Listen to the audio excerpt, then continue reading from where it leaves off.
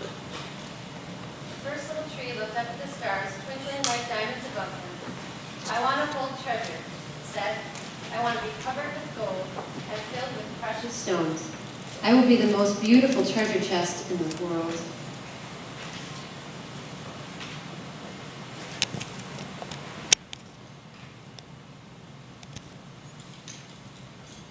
The second little tree looked out at the small stream trickling by on its way to the ocean. I want to be a strong sailing ship, he said. I want to travel mighty waters and carry powerful kings. I will be the strongest ship in the world.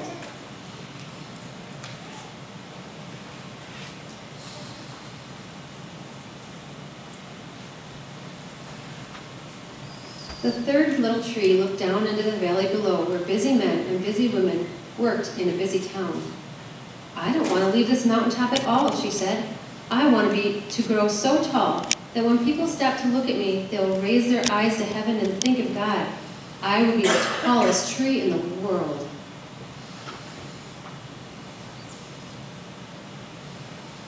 Years passed, the rains came and the sun shone, and the little trees grew tall.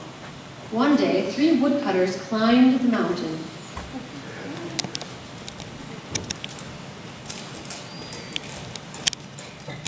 The first woodcutter looked at the first tree and said, "This tree is beautiful, it's perfect for me." With a swoop of his shining axe, the first tree fell.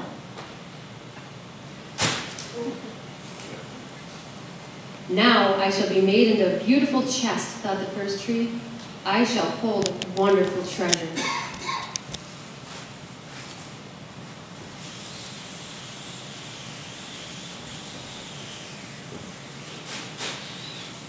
The second woodcutter looked at the second tree and said, "This tree is strong, it's perfect for me."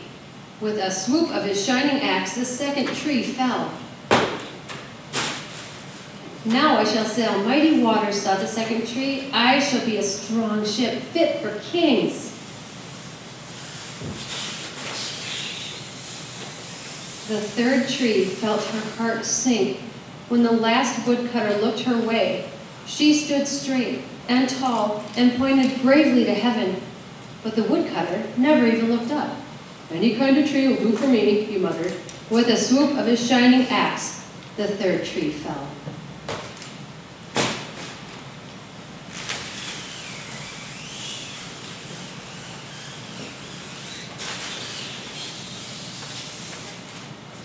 The first tree rejoiced when the woodcutter brought him to the carpenter's shop.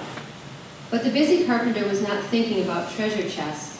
Instead, his work-worn hands fashioned the tree into a feed box for animals. The once beautiful tree was not covered with gold or filled with treasure. He was coated with sawdust and filled with hay for hungry animals.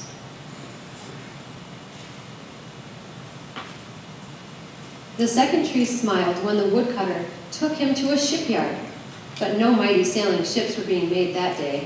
Instead, the once strong tree was hammered and sawed into a simple fishing boat, too small and too weak to sail an ocean or even a river. He was taken to a little lake, and every day he brought in loads of dead, smelly fish. The third tree was confused when the woodcutter cut her into strong beams and left her in a lumberyard.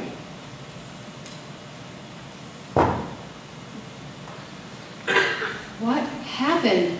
The once tall tree wondered. All they ever wanted to do was stay on the mountaintop and point to God.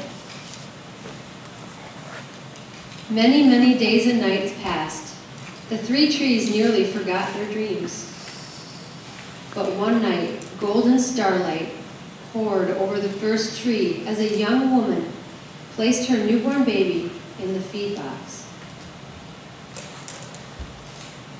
"I wish I could make a cradle for him," her husband whispered.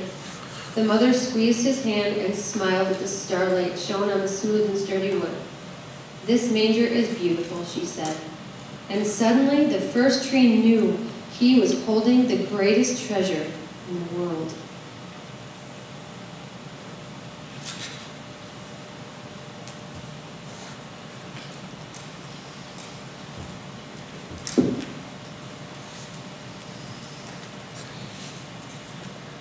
One evening, a tired traveler and his friends crowded into an old fishing boat.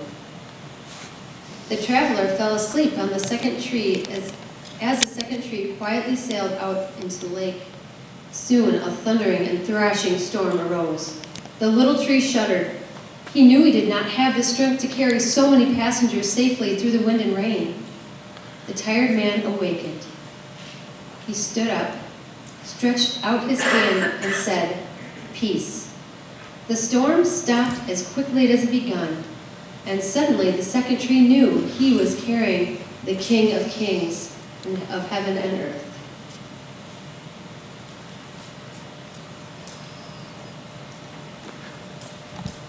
One Friday morning, the third tree was startled when her beams were yanked from the forgotten woodpile.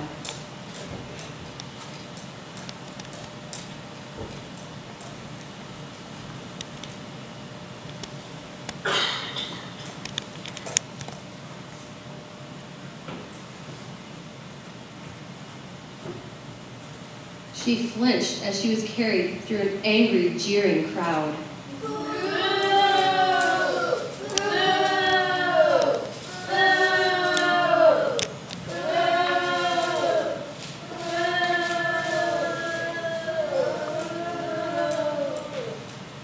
She shuddered when the soldiers nailed a man's hands to her.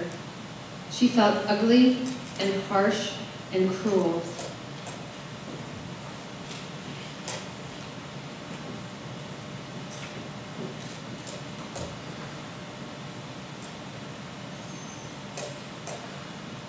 But on Sunday morning, when the sun rose and the earth trembled with joy beneath her, the third tree knew that God's love had changed everything.